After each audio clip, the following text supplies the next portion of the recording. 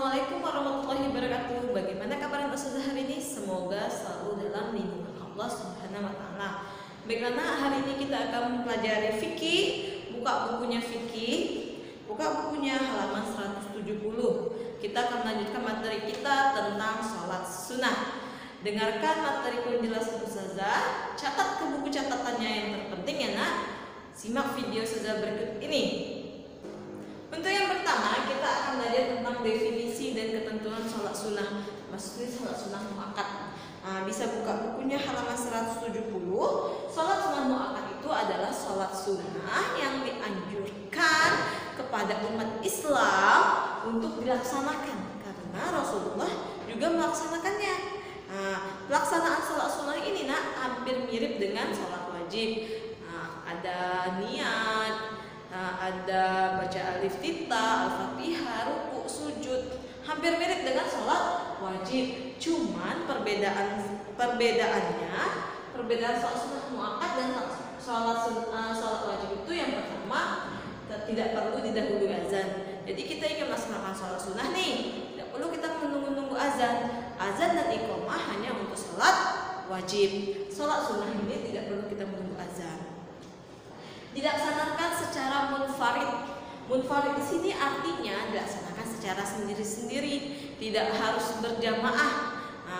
Misalnya anak saya ingin sholat sunnah tahajud, tidak perlu harus berjamaah, dilaksanakan sendiri-sendiri boleh.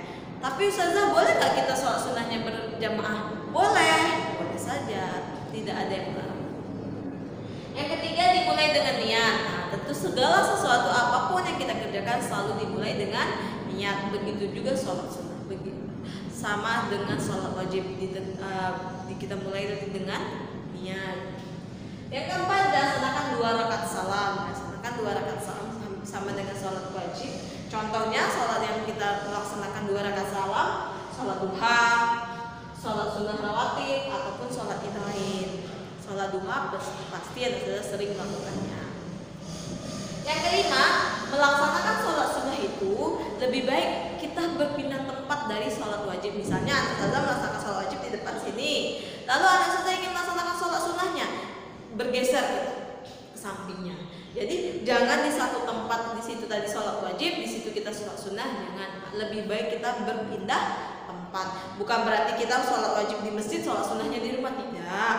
Hanya berpindah tempat, bergeser aja tempatnya. Yang keenam, bacaannya tidak perlu dikeraskan, hanya dibisikkan saja, tidak perlu dikeraskan, hanya dibisikkan saja. Itu perbedaan sholat sunnah muakkad dan sholat sunnah wajib. Kita lanjut, macam-macam sholat sunnah. Baiklah, silakan buka bukunya lagi di halaman 171 sampai halaman 173. Macam-macam sholat sunnah muakkad. Apa saja macam-macam sholat sunnah muakkad? Yang pertama, sholat sunnah rawatib. Sholat sunnah rawatib ini adalah sholat yang dianjurkan untuk kita lakukan oleh Rasulullah. Sholat sunnah rawatib ini ada yang dinamakan qobliyah dan ada yang dinamakan ba'diyah. Yang sholat sunnah rawatib qobliyah itu adalah sholat sunnah yang dilaksanakan sebelum sholat wajib. Sedangkan sholat sunnah rawatib ba'diyah, sholat sunnah yang dilaksanakan sesudah sholat wajib.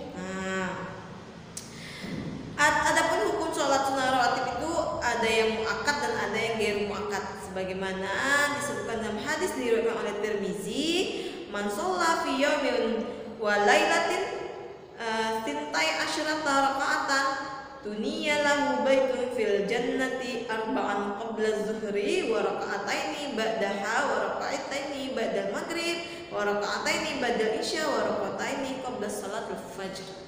Maksud di sini adalah barang siapa yang melaksanakan sholat 12 rakaat sehari semalam maka dibangunkannya untuk rumah di surga. Sholat tersebut apa aja? 4 rakaat sebelum sholat zuhur, 2 rakaat sesudah sholat zuhur, 2 rakaat sesudah sholat maghrib, 2 rakaat sesudah sholat isya, dan 2 rakaat sebelum sholat subuh. Sholat sunnah muakkad yang sholat sunnah, sedangkan ada hadis lain, hadis lain mengatakan boleh ada sholat sunnah rawatibnya ada 10 rakaat, tidak 12. Apa saja terdirinya? 2 rakaat sebelum sholat subuh, 2 rakaat sebelum sholat asar. Kalau dia 12 rakaat, dia 4 rakaat di sini. 4 rakaat sebelum sholat zuhur. 2 rakaat sebelum sholat 2 rakaat sesudah sholat zuhur, 2 rakaat sesudah sholat maghrib, 2 rakaat sesudah sholat isya. Ingat ya nak, hanya zuhur saja sholatnya yang sebelum ataupun sesudah sholat zuhur. Hanya sholat zuhur aja yang memiliki sholat sunnah qobliyah. 2 rakaat sebelum sholat zuhur. Selebihnya kalau ada saudara ingin mau asar nih sholat dulu lah, nggak ada. Sebelum sholat asar tidak ada sholat sunnah rawatibnya.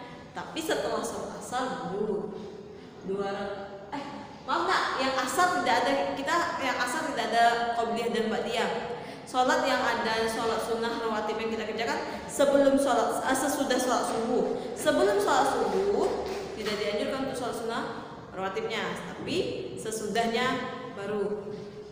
Baiklah, 2 rakaat sebelum sholat subuh, 2 rakaat sebelum sholat zuhur, 2 rakaat sesudah sholat zuhur, 2 rakaat sesudah sholat maghrib, 2 rakaat sesudah sholat isya. Untuk sholat asar kita tidak ada melaksanakan sholat sunnah rawatib qobliyah ataupun ba'diyah. Lanjut yang kedua, sholat sunnah malam. Silakan buka bukunya halaman 173 sampai halaman 174. Sholat sunnah malam itu banyak ya nak, ada tahajud, ada sholat tahajud itu sholat sepertiga malam, ataupun sholat tarawih, ataupun sholat witir. Salah satu keutamaan sholat sunnah malam itu yang pertama nih, jiwanya menjadi tentram, damai, dimasukkan ke surga, lalu menaikkan derajatnya di surga, penghapus dosa dan keburukan, serta mencegah penyakit dan diberi kedudukan yang mulia.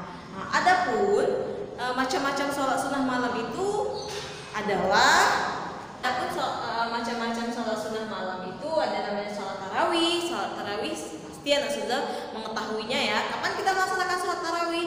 Pada saat bulan Ramadan ya nak, pada malam-malam puasa. Seperti sekarang ini tanggal 13 April, insya Allah besok kita sudah mulai puasa nih. Jangan lupa selalu melaksanakan sholat tarawihnya. Hanya melaksanakan sholat tarawih itu hanya di saat bulan suci Ramadan, dan sholat tarawih itu dikerjakan pada malam hari setelah sholat isya. Jadi sholat isya terlebih dahulu baru melaksanakan sholat tarawih. Ada namanya sholat witir.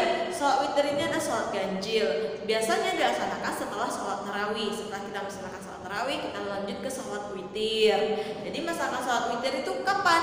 Pada saat setelah sholat tarawih.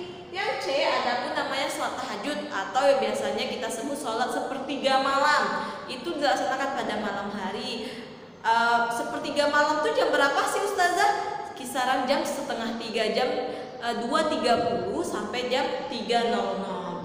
Laksanakan sholat tahajud, sholat sepertiga malam. Insya Allah kabulkan doa-doa anak Ustazah yang anak Ustazah inginkan. Lanjut kita yang ketiga, sholat sunnah idain. Sholat sunnah idain itu hanya 2 nak. Itu adalah sholat sunnah idain di sholat sunnah hari raya Idul Fitri dan sholat sunnah hari raya Idul Adha. Kapan kita melaksanakan sholat sunnah hari raya Idul Fitri? Pada setelah anak sudah melaksanakan bulan puasa nih selama sebulan. Lalu kita laksanakan setelah itu baru kita laksanakan sholat hari raya Idul Fitri. Adapun yang A, pengertian sholat idain itu yang pertama pelaksanaannya, yang tadi saya katakan pelaksanaan sholat idain itu yang pertama sholat Idul Fitri itu pada tanggal 1 Syawal. Setiap tanggal 1 Syawal kita melaksanakan sholat Idul Fitri. Biasanya sholat Idul Fitri itu kita menggunakan pakaian bersih, rapi ya nak ya. Dan ada juga sholat Idul Adha. Sholat Idul Adha itu adalah sholat yang dilaksanakan pada tanggal 10 Zulhijjah. Dan tempat pelaksanaan sholat idain di mana saja sih tempat pelaksanaan sholat idain ini? Ada sebagian ulama mengatakan boleh dilaksanakan di masjid, tetapi ada juga sebagiannya mengatakan lebih baik di lapangan. Kenapa di lapangan? Supaya orang-orang mendengar khutbahnya, dan ketika ada yang perempuan ini yang halangan, tentu tidak bisa masuk ke masjid.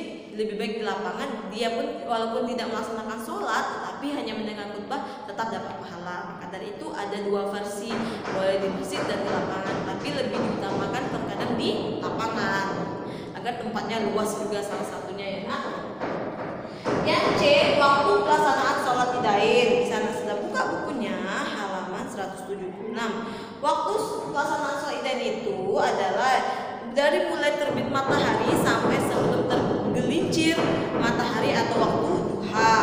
Nah, menyegerakan untuk melaksanakan sholat Idul Adha adalah sunnah agar waktu untuk menyelenggarakan penyembelihan hewan itu lebih banyak. Sedangkan mengakhiri pelaksanaan sholat Idul Fitri itu juga adalah sunnah agar orang-orang yang belum membayar zakat fitrah sebelumnya harus membayar zakat fitrah. Sholat Idain, pertama amalan sebelum sholat Idain itu pastinya bertakbir ya nak. Lalu yang selanjutnya kita mandi bersih-bersih menggunakan pakaian yang rapi, yang menurut kita itu adalah bagus. Yang selanjutnya apalagi amalannya, yaitu kita sebelum kita melaksanakan sholat Idul Fitri kita dianjurkan untuk makan terlebih dahulu. Tetapi jika sholat Idul Adha kita dianjurkan tidak makan.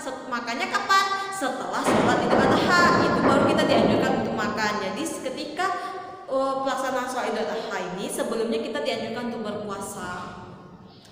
Yang D, kita harus melalui jalan yang berbeda. Misalnya anak saja mau sholat nih, kita mau sholat Idul Fitri ataupun Idul Adha kita melewati jalan yang ke kiri, pulangnya kita lewat jalan yang ke kanan, dianjurkan jalan yang berbeda.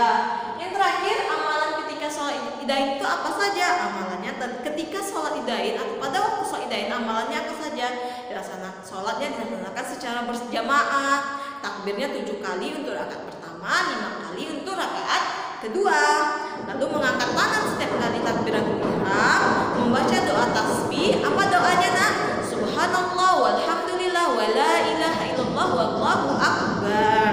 Lalu baca surah Al-A'la takbir pertama, rakaat pertama, dan surah Al-Ghasyiyah rakaat kedua. Lalu kita menyaringkan bacaan, imamnya menyaringkan bacaan, mengeraskan bacaannya agar makmumnya terdengar sampai ke belakang.